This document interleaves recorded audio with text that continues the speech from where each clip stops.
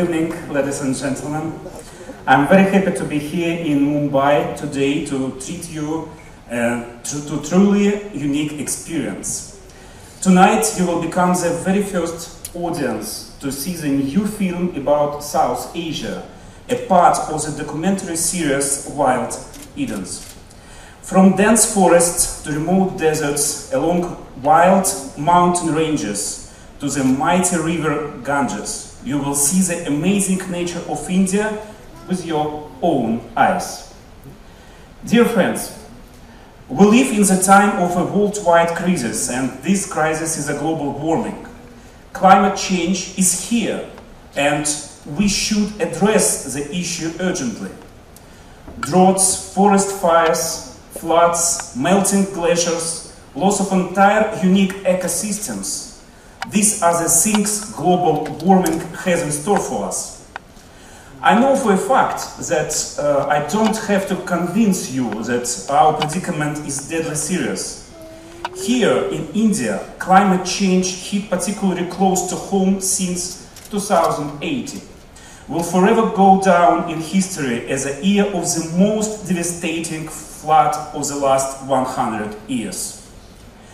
We in Russian nuclear corporation Rosatom, the world leader in generating low carbon energy, initiated the Wild Edens communication project, fulfilling our responsibility for the preservation of our common home. The Wild Edens documentaries highlight how fragile our planet is and how important it is for us to join forces in saving it. We seek to remind people around the world that we desperately need to transition to low-emission development. We want to stress that the planet may be left unrecognizable unless they reduce carbon footprint.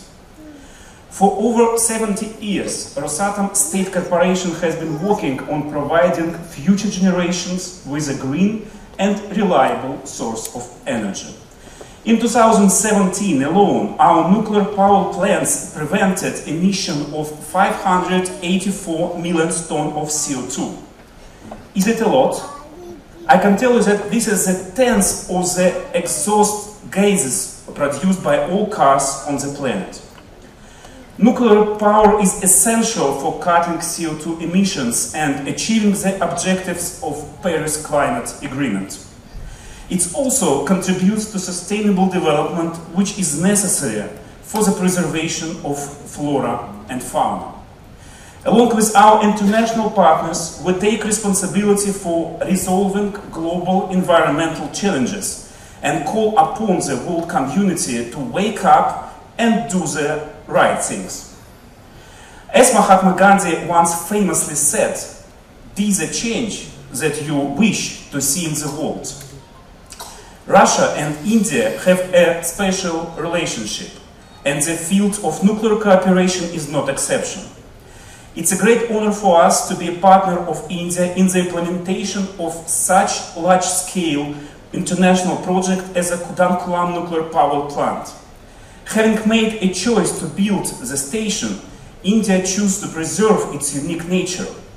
Since nuclear generation is essentially CO2 emission-free, the Kanakala supplies 4,000 states with clean energy. Rosatom not just does not pollute the environment, but goes even further. For example, prior to the start of the Kanakala's construction, we planted trees in the area of expanded the nearby pond. As a result, birds returned to the previously dehydrated area, including the rare grey pelicans. Thank you for your attention, and I hope you will get pleasure from watching the movie. Thank you very much.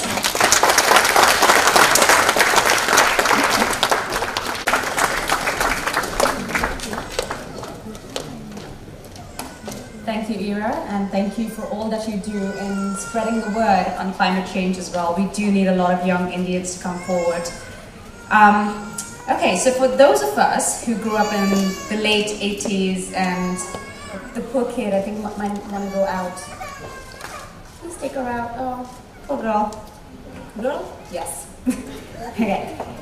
Okay, so for those of us who grew up in India in the late 80s and 90s era you as well, I think we may all remember how special our Sundays were. Now, I particularly remember going home right after Sunday school with my friends because I wanted to catch the latest episode of the Hindi anime series of Mowgli, The Jungle Book.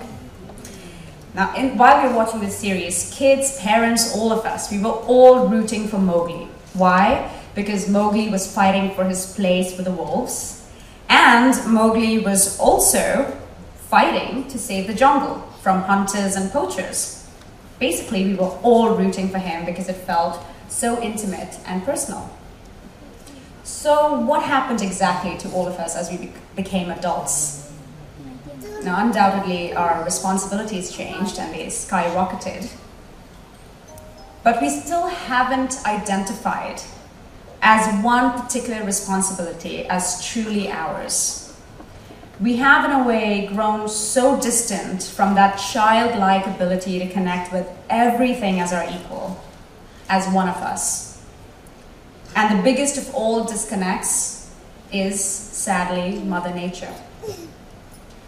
So in December 2018, just a few months ago, I visited Agra and New Delhi for a reconnection trip with my home country, India. While this trip was filled with nostalgia and undeniable hospitality, generosity, and possibly the best culinary experience, the one thing that was quite hard to ignore was the air I was breathing. On one little trip to Chandni Chowk in New Delhi, my cycle rickshaw driver told me that his lungs were so badly impacted from the polluted winter air that it had cut down his productivity to earn by half. And it was not only affecting his well-being and his health, but also his family's ability to eat 3 square meals a day. The dangers of global warming in India are grave. Floods, as we've seen, record-breaking heat waves killing thousands in each of the last 2 summers, and we are getting ready for the next summer. Drought has damaged crops, causing starvation and a rash of farmer suicides. As global temperatures continue to rise, hot weather countries like India feel the limits of habitability being stretched. But another integral part of our planet is also being affected by climate change. In India and Bangladesh, many of our rare and unique wildlife and plant species have come under the threat of extinction. Now, we may not immediately relate to this as being important and may not understand the need for protection and preservation, but if we did fully understand the impact of these fast-moving changes, we would want to do something about it right now. From the shrinking habitat of the Bengal tiger to increased water scarcity, driving human-wildlife conflict, these changes will become more pronounced in the years to come. So I've been learning a lot about this human-wildlife biodiversity connection in my role as Ambassador for Wild Edens.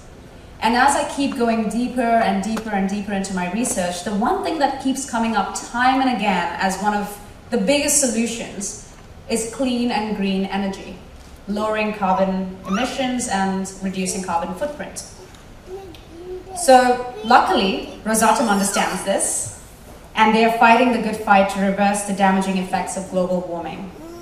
And therefore, I sincerely want to thank them, and I want to thank National Geographic for this wonderful gift that is Wild Edens. Through this well-made documentary, the world and my fellow Indians will be able to connect with my country's exotic mix of wild nature, rare animal life, unique wildlife sanctuaries, and magnificent landscapes that are mesmerizing, but are also under the threat of extinction.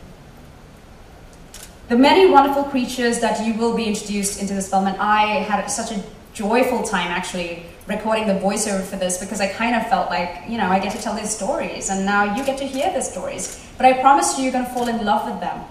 You're going to be rooting for them.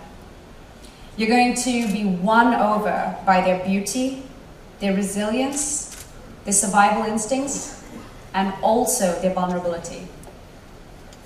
So going back to the Jungle Book, I recently had an opportunity to honor my childhood memory of being such a die-hard lover of that tale by playing a part in the recent film Mowgli.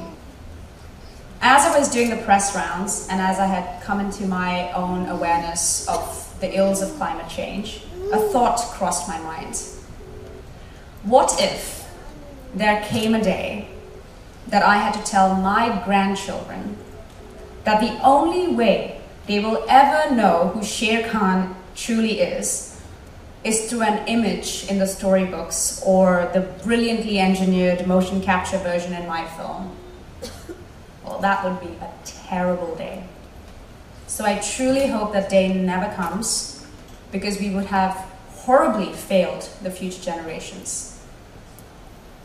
I believe that the human spirit has the ability to wake up and take action to reverse these ills. Rosatom, Nat Geo, and Wild Edens have all joined the fight and are making these solutions and the awareness attainable and desirable. So let's not give in to despondency or ignorance anymore. Let's do Mother Earth a real solid for all the amazing things that she's been generously giving us for years. Let's join the fight and let's win. Thank you so much. Enjoy the film.